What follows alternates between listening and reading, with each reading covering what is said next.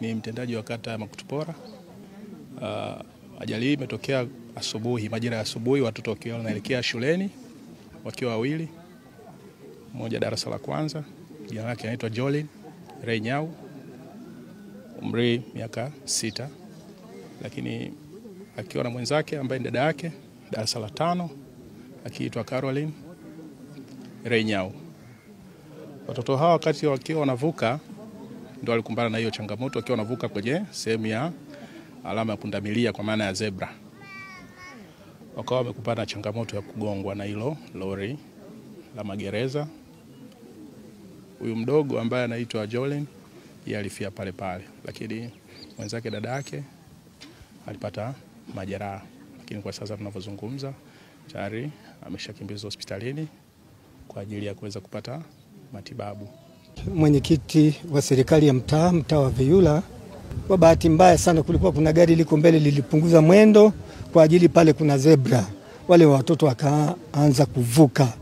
Gari lile lori lililosababisha ajali halikupunguza mwendo, likaa limewagonga wale watoto pembeni kabisa kulia mwa barabara. Kweli tuna huzuni, tunasikitika kwa sababu ya uzembe kabisa wa yule dereva. Tunajua baadhi ya watumiaji wa vyombo vya moto kwa sababu moja ama nyingine hawako sawa sawa, ama papara tu ya maisha, sijui msongo wa mawazo niseme, matumizi ya vilevi, na wakati mwingine pia madawa ya kulevya, ingawa sina ushahidi moja kwa moja. Kwa hiyo vyema wakaweka utaratibu ambao wanaofanya wao wenyewe kwa weledi mkubwa sana, kuweka roadblock hapo na kufanya ukaguzi, lakini pia kuweka torch zile za kuangalia speed. Hiyo ni speed limit ya 50 kwa eneo kubwa la barabara hii, lakini magari mengi huwa tunaona yakikimbia, na kwa sababu pia hakuna matuta. Kwa tuambia waweke hizo torch, lakini wasikae tu station sehemu moja, inavyowezekana waweze kuhamahama.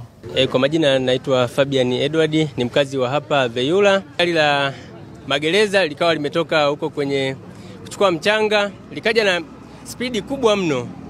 Mimi kanilazimu kuingia pembezoni mwa barabara, nikatoka pale ambapo nilikuwa nikaingia pembezoni mwa barabara. Lakini pale katika lile eneo kulikuwa na bibi aliyekuwa anavukisha hawa watoto wawili. Yule bibi kwenye kuwavukisha akawa yeye kajibana kwa nyuma kidogo na huyu mtoto mwingine. Huyu mwingine akawa katangulia kwa mbele yake.